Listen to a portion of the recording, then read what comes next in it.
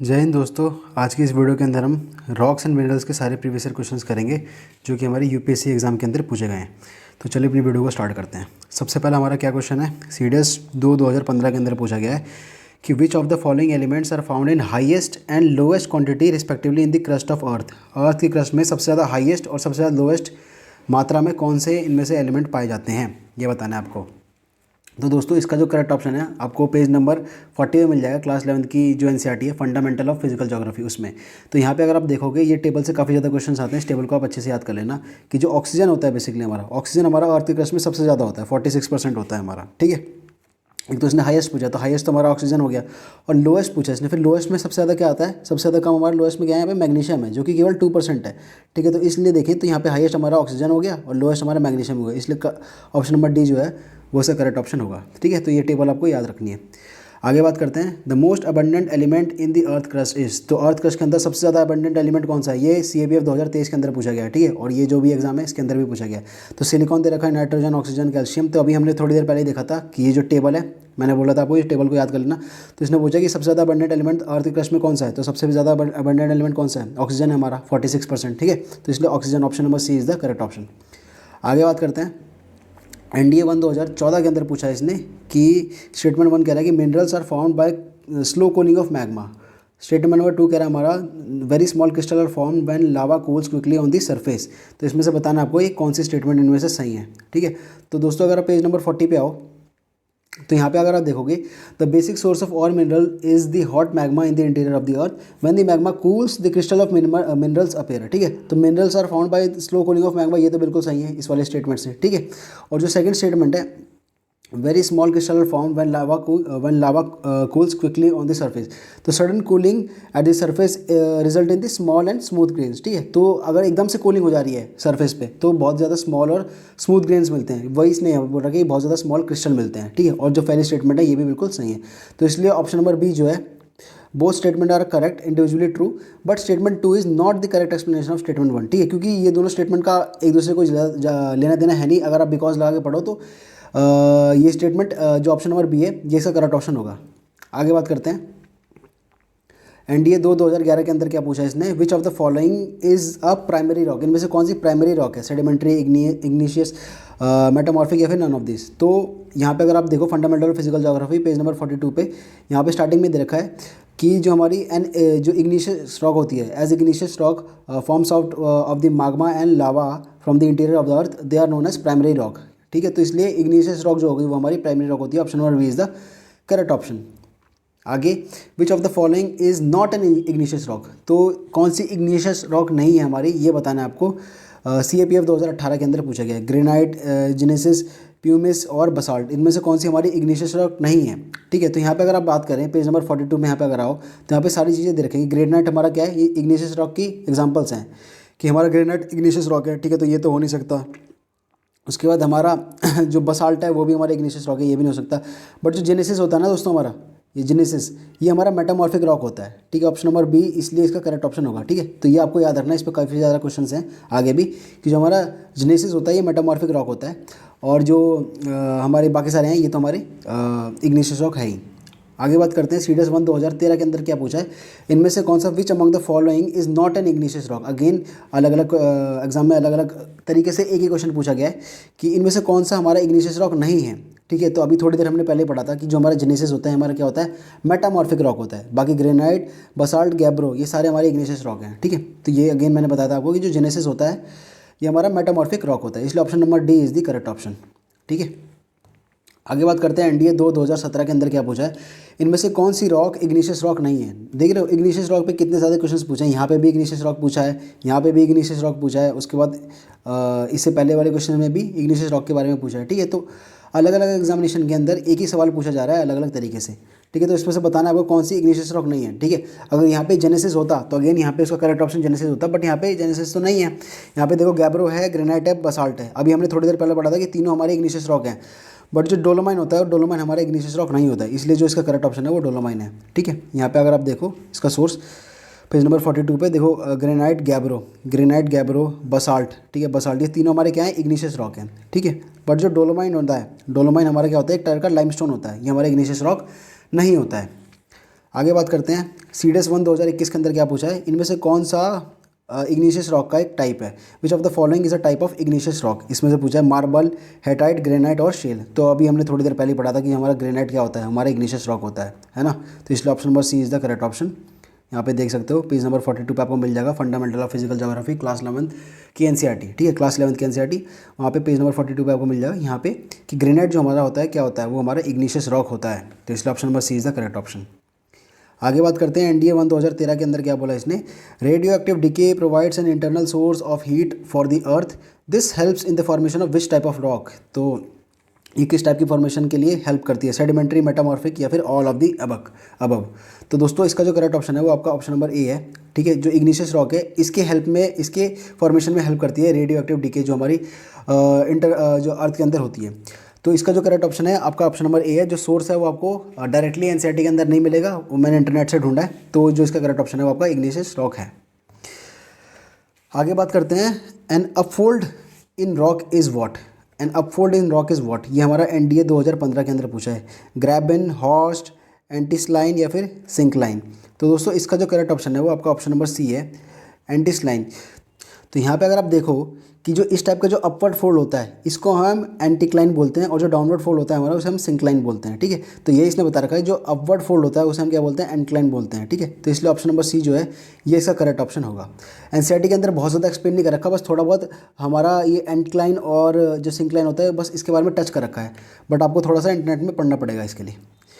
आगे बात करते हैं सीएपीएफ 2012 के अंदर क्या बोला इसने, विच of the following is a mechanical formed sedimentary rock. इनमें से कौन सी मैकेनिकली फॉर्म्ड सेडिमेंट्री रॉक है, ये पूछा है इसने सीएपीएफ 2012 के अंदर, ठीक है। तो पेज नंबर 42 पे आ जाना, fundamental of physical geography class 11 की एनसीईआरटी। यहाँ पे अगर आप देखो तो यहाँ पे क्लासिफिकेशन कर रखी है। अब ये क्लासिफिकेशन अगेन बहुत ज़्यादा इंपॉर्टेंट है, अभी आप इस पर बहुत ज़्यादा क्वेश्चंस देखोगे, ठीक है। तो depending upon the mode of the formation sedimentary rock are classified into 3 major groups. तो 3 ग्रुप में बांटे गए हैं, एक तो मैकेनिकल फॉर्म, एक ऑर्गेनिकली फॉर्म और एक हमारा केमिकली फॉर्म, ठीक है। तो इसने क्या पूछा, मैकेनिकली फॉर्म बताओ इनमें से कौन सा है।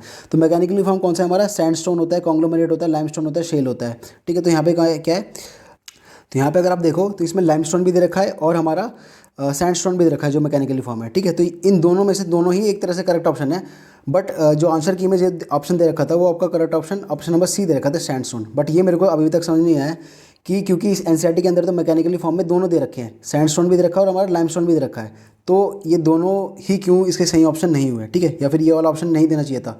एनीवेज जो इसका करेक्ट ऑप्शन आंसर की के अंदर देखा है वो ऑप्शन नंबर सी है, ठीक है। तो ये हमारे मैकेनिकली फॉर्म सेडिमेंट्री रॉक थे। आगे बात करते हैं which of the following sedimentary rock are organically form, ठीक है। अभी मैकेनिकली फॉर्म पूछा था, अब एनडीए 2019 के अंदर ऑर्गेनिकली फॉर्म पूछ लेगी, ऑर्गेनिक फॉर्म कौन से हैं, ठीक है। तो इसमें इसने ऑप्शन दे दिए शेल, चार्ट, हेलाइट और चौक हमारा। तो ऑर्गेनिक फॉर्म में देखें यहाँ पे हम, तो हमारे देखो यहाँ पे चौक जो है ये हमारा ऑर्गेनिकली फॉर्म है, ठीक है। चौक जो है हमारा ऑर्गेनिकली फॉर्म्ड है, हमारा एक तरह का सेडिमेंट्री रॉक, इसलिए ऑप्शन नंबर डी जो है that is the correct option.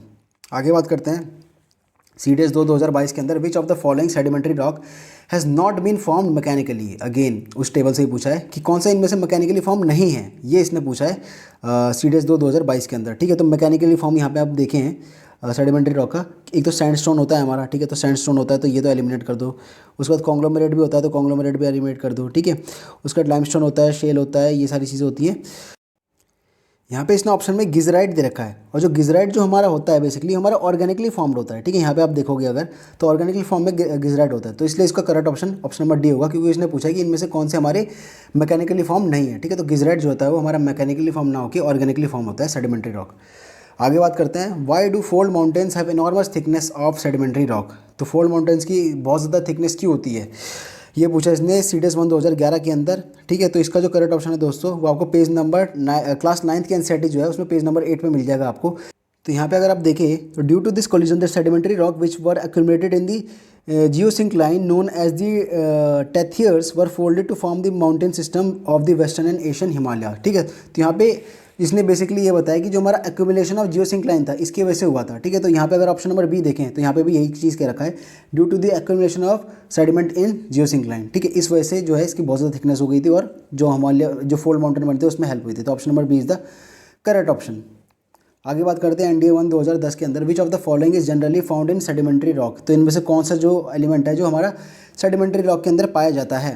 ठीक है, तो यहाँ पे अगर आप देखें सेडिमेंट्री रॉक वाले टॉपिक में पेज नंबर 42 पे क्लास 11 की NCERT, hence we see a number of layers of varying thickness in sedimentary rock like sandstone and shale. ठीक है, तो सैंडस्टोन और शेल जो है वो हमारा सेडिमेंट्री रॉक के अंदर पाया जाता है अलग अलग लेयर्स के अंदर। ठीक है, तो शेल जो है यहाँ पे दे रखा है, तो इसलिए शेल जो है इसका करेक्ट ऑप्शन होगा। Option number C is the correct option. आगे बात करते हैं NDA 1 2008 के अंदर क्या बोला है इसने, consider the following statement, coal is a sedimentary rock, basalt is an igneous rock. तो ये बताना आपको कि सही है या नहीं है। ठीक है, तो ये दोनों स्टेटमेंट जो है वो हमारी सही है। ऑप्शन नंबर सी जो है बोथ 1 और 2 ये इसका करेक्ट ऑप्शन होगा। ठीक है, यहाँ पे इग्निशियस रॉक में देख सकते हो हमारा जो बसाल्ट होता है ये हमारा इग्निशियस रॉक है, इसलिए ये भी सही है। ठीक है, और जो हमारा कोल होता है दोस्तों, कोल हमारा एक तरह का सेडिमेंट्री रॉक होता है, ये आपको याद रखना है। यहाँ पे देखो ये सेडिमेंट्री रॉक का टॉपिक है, जो हमारा ऑर्गेनिकली फॉर्म जो सेडिमेंट्री रॉक होता है उसमें हमारा कोल एक है। ठीक है, तो इस दोनों स्टेटमेंट हमारी बिल्कुल करेक्ट है।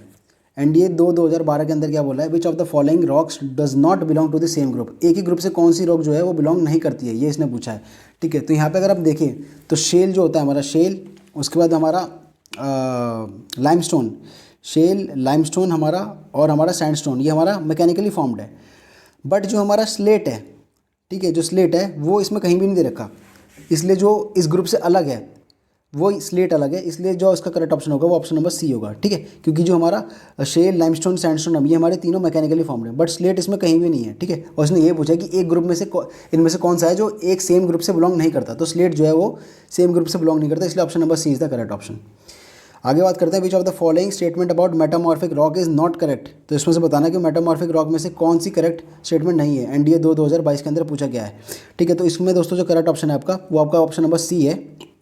ये वाली जो स्टेटमेंट है ये आपकी इनकरेक्ट है। ठीक है, और जो इसका पूरा एक्सप्लेनेशन है वो आपको इस पेज में मिल जाएगा, डायरेक्ट लाइन बाय लाइन नहीं मिलेगा, बट यहाँ पे जो फोलिएशन के बारे में बता रखा है, ठीक है, वो यहाँ से आप पढ़ के समझ जाओगे। पेज नंबर 43 पे आपको मिल जाएगा, क्लास 11 की NCERT fundamental of physical geography. ठीक है, तो इसका जो करेक्ट ऑप्शन है वो आपका ऑप्शन नंबर सी होगा। आगे बात करते हैं which of the following is not an agent of metamorphism. तो मेटामॉर्फिज्म का एजेंट कौन सा नहीं है।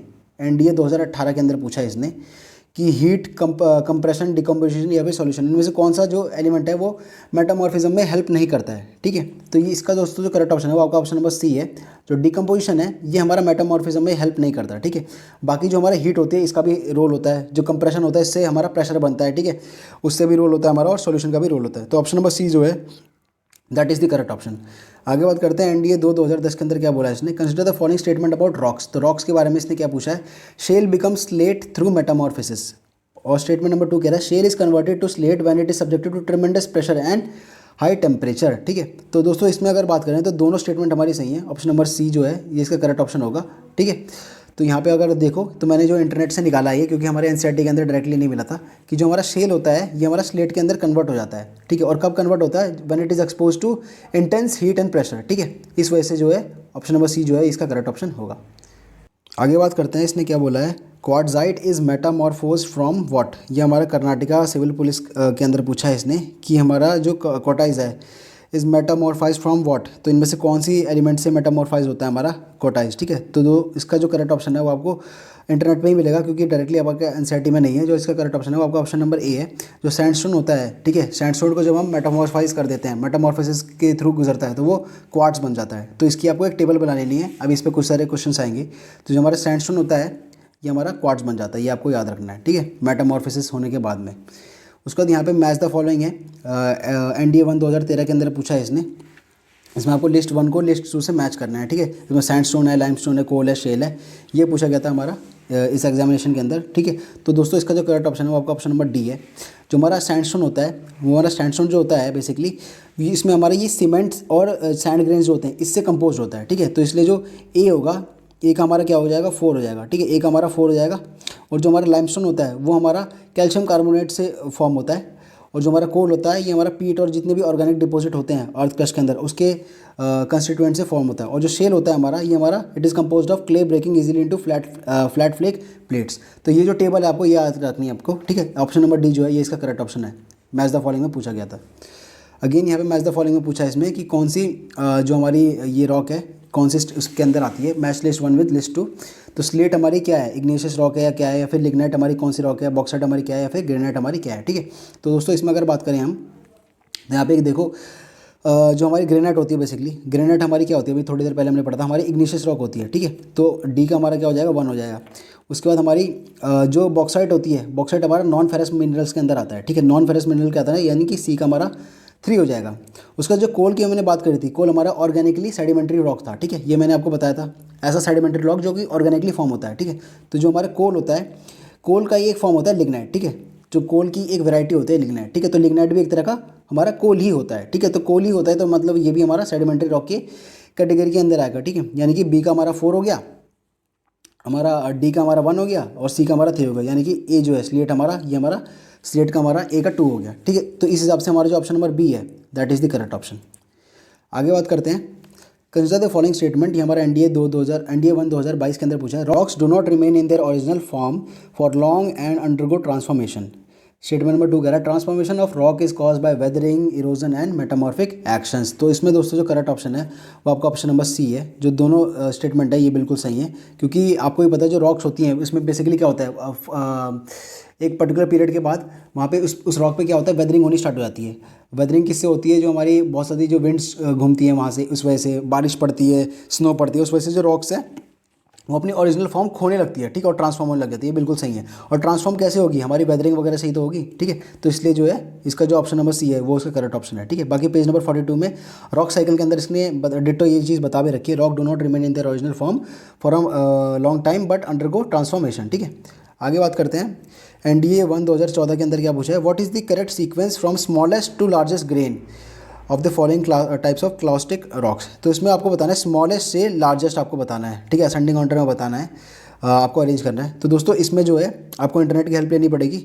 ऑप्शन नंबर बी जो है ये इसका करेक्ट ऑप्शन है। पहले तो ये सुन लो, शेल, सिल्टस्टोन, सैंडस्टोन और कॉन्ग्लोमरेट सबसे बड़ा होता है, ठीक है। तो ये जो टेबल है ये आपको स्क्रीनशॉट ले लो, ये आपको काम आएगी। जो हमारा सबसे पहला क्या आता है, हमारा यहाँ पे देख सकते हो ये फाइन ग्रेन है, इधर वाले फाइन है और इधर वाले कोर्स यानी कि मोटे हैं, बड़े साइज़ वाले, ठीक है। तो सबसे छोटा हमारा क्या होता है, शेल होता है। उसके बाद थोड़ा सा बड़ा सिल्टस्टोन होता है, उसके बाद सैंडस्टोन होता है और कॉन्ग्लोमरेट होता है। तो ऑप्शन नंबर बी जो है ये इसका करेक्ट ऑप्शन होगा, ठीक है। तो दोस्तों इसी के साथ हमारे रॉक्स एंड मिनरल्स के भी सारे प्रीवियस ईयर क्वेश्चंस हो गए हैं। इससे पहले हमने वॉल्केनो के प्रीवियस ईयर क्वेश्चंस करे हैं और हमारे अर्थक्वेक से रिलेटेड सारे प्रीवियस ईयर क्वेश्चंस करे हैं, प्लेट टेक्टोनिक्स पे करें। उसका लिंक आपको डिस्क्रिप्शन के अंदर मिल जाएगा, ठीक है। तो मिलता है आपको दोस्तों अगली वीडियो में, तब तक के लिए जय हिंद, जय भारत।